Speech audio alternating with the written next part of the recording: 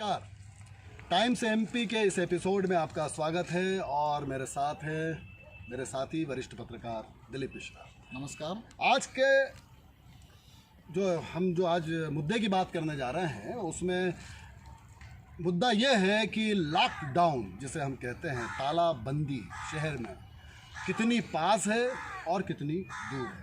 तो किस मायने में पास है, पहले तो ये बताइए। देखिए, जैसा कि हालांकि अभी लॉकडाउन तालाबंदी मतलब मेरा 24/7 नहीं है। आपको लग रहा है कि पास आती जा हाँ, रही है, लेकिन जो संडे लॉकडाउन चल रहा है लॉकडाउन वो सैटरडे शाम से लेकर मंडे सुबह तक का है।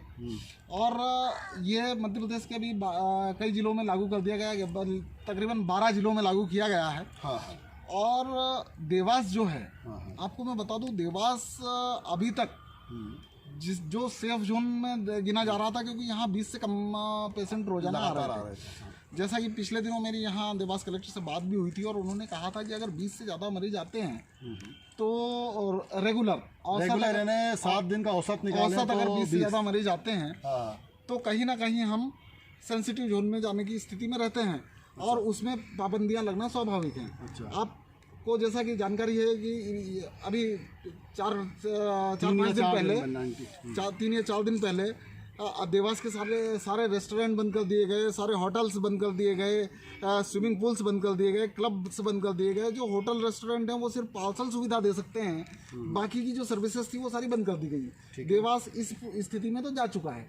लेकिन आज की स्थिति ये है, पिछले अगर 3-4 दिनों का आकलन करें तो तकरीबन 3 दर्जन कोविड पेशेंट रोजाना आ रहे हैं।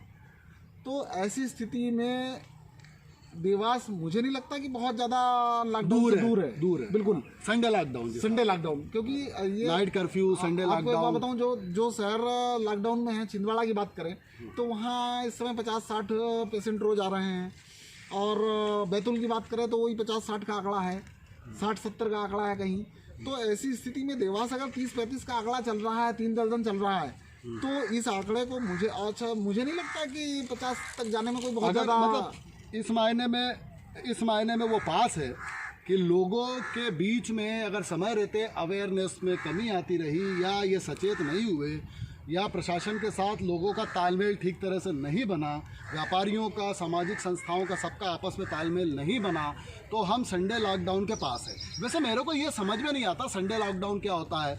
अब भाई देखिए, ये एक कहना चाहिए कि कोरोना का एग्जिस्टेंस है, शायद इसकी ओर एक इशारा होता है। वरना बात की जाए तो कितने लोग रेस्टोरेंट में जाते होंगे, कितने लोग क्लब में जाते होंगे। इनकी तादाद इतनी नहीं है जितने लोग सड़कों पे घूम रहे हैं। आप कह रहे हैं कि साहब वो होटल में जाके मत बैठिए और वहाँ से आप पार्सल दीजिए। मुझे ये समझ में नहीं आता कि सड़कों पे हज़ारों के लोग में तादाद में लोग हैं और तरह तरह के कार्यक्रम चल रहे हैं, सभी कुछ चल रहा है उसमें। अगर आप, लेकिन वो एक सिग्नल होता है कि हम यहाँ तक पहुँचे हैं, बिल्कुल, इसके आगे फिर हम यहाँ तक पहुँच सकते हैं। बिल्कुल, ये मैं मान सकता हूँ। हालांकि वो लॉजिक मुझे पूरी तरह से समझ में नहीं आता। यही संकेत है कि आप इस स्थिति में पहुंच चुके हैं कि आप रेस्टोरेंट, क्लब वगैरह नहीं जा सकते। अगर आप ऐसे ही बने रहे तो आप लॉकडाउन की स्थिति में पहुंच जाएंगे। आपको एक बात बता दूं, और देवास में लॉकडाउन, अगर मैं अपना आकलन बताऊं, जिस तरीके से मैं शहर में घूमता हूं, शहर में कई मुद्दों पर रिपोर्टिंग करने के लिए हम लोग घूमते रहते हैं, जाते रहते हैं। अरविंद जी, आप भी देखते हैं कि इन हालातों को देखते हुए ऐसा नहीं लगता कि लॉकडाउन से हम बहुत ज़्यादा दूर हैं, क्योंकि शहर में कोई मास्क नहीं लगा रहा है।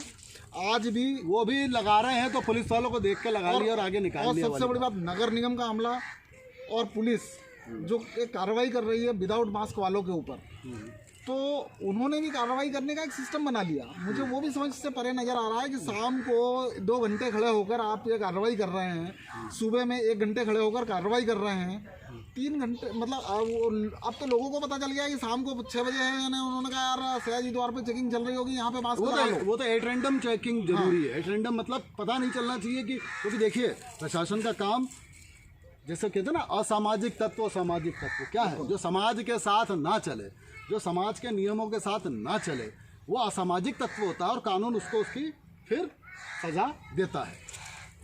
यहाँ पर भी वो लोग जो सामाजिक मांग है, जो सामाजिक दस्तूर है इस वक्त कोरोना से बचने के लिए, तो सार्वजनिक जगहों पे, भीड़ भाड़ वाली जगह पर यदि वो लापरवाही बरतते हैं, मास्क नहीं पहने या सही तरीके से वो दूरी ना बनाए या फिर वो एक तरह का ज़बरदस्ती का एक कहना चाहिए भीड़ भाड़ क्रिएट कर दें, तो ऐसी परिस्थिति में मैं नहीं समझता कि वहाँ पर किसी भी तरीके का ये मामला सामने आ जाता है कि आप ये मान के चलें कि ये एक न्यूसेंस सा क्रिएट हो जाता है और एक दहशत का वातावरण का निर्माण हो जाता है। तो ऐसे लोगों पर कहते हैं ना ट्रेस करना और उनका इलाज करना, तो यहाँ पर भी ट्रेस करना और इलाज करने का एक सिस्टम कहीं ना कहीं अब लगता है कि डेवलप करना। मैं आपको एक बात बता दूं, हमारे हिंदुस्तान में नियम सख्ती से पालन करवाए जाने की